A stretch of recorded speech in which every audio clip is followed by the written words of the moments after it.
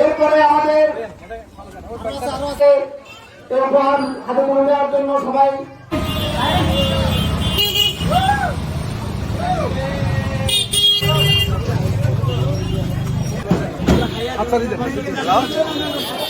হ্যাঁ,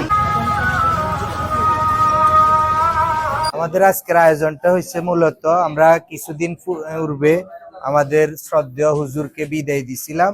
আর বিদায় অনুষ্ঠানটা আমাদের ক্লাবের প্রত্যেকটা সদস্য অনেক পরিশ্রম করে কাজটা সম্পাদন করছে অনেক সুন্দরভাবে, যার কারণে চৌধুরী ক্লাব এই ক্লাবকে আমাদের ক্লাবের প্রবাসী কিছু সদস্য আছে, ওনারা অনেক খুশি হয়েছে এই অনুষ্ঠানটা মানে ভালো করাতে, যার কারণে এই একটা প্রীতিভোজের আয়োজন করছে এবং সংবর্ধনা দিচ্ছে, যার কারণে আমরা আজকে একত্রিত হয়েছি এবং আমাদের ত্রিমাসিক সভাটা আমরা শেষ করছি কিউসিলায়।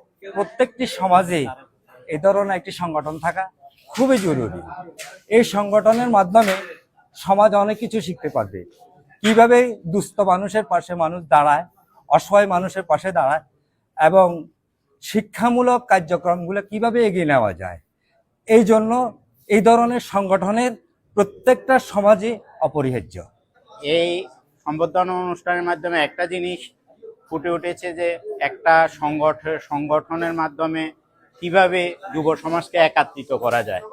আমাদের চৌধুরী বাড়ির যে ঐতিহ্য সেই হিসাবে আমাদের যে চৌধুরী বাড়ির যুব সমাজদের একাত্রিত করা এবং কি সামাজিক দায়বদ্ধতা, সামাজিক এবং কি ক্রিয়ামূলক কার্যক্রমের সাথে এই সংগঠনের মূল লক্ষ্য উদ্দেশ্য।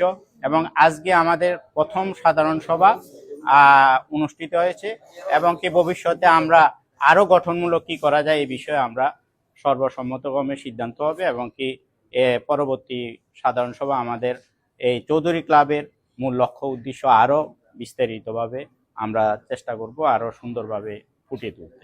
আমাদের মাওলানা শামসুল হক সাহেবের এই রাজকীয় সম্বর্ধনা অনুষ্ঠানটা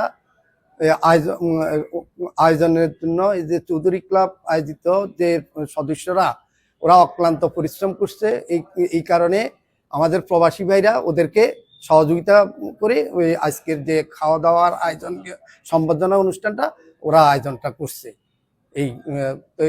তারপরেও আমি প্রবাসীদের প্রতি আমার কৃতজ্ঞ এবং ধন্যবাদ। ভবিষ্যতেও এই সামাজিক অনুষ্ঠান আমাদের বাড়িতে বিয়ে বলেন, আমাদের বাড়িতে কোনো যেই কথাগুলো আমাদের বড় ভাইরা যেই কথাগুলো বলছে সেই কথাগুলো অক্ষরে অক্ষরে আমাদের বাড়ির ছেলেরা পালন করবে এবং আমাদের বাড়ির পড়ালেখা এবং প্রত্যেকটা ইউনিটি আমাদের আল্লাহর রহমতে আমরা সবাই একত্রিত আছি, প্রত্যেক ব্যাপারে আমরা সচেতন আছি, প্রত্যেকটা ক্ষেত্রে আমাদের বাড়ির ছেলেরা সচেতন আল্লাহর রহমতে, সামাজিক রাজনৈতিক সব ক্ষেত্রে আমাদের বাড়ির ছেলেরা সচেতন এবং কর্মঠর এবং সবাই এক কথায়, একজন শুধু অর্ডার দিলে হবে যে একজন বড় ভাই শুধু অর্ডার দিবে এটা করতে হবে, এটা ইনশাল্লাহ আমরা ওই কাজে ঝাঁপাই পড়বো ইনশাল্লাহ।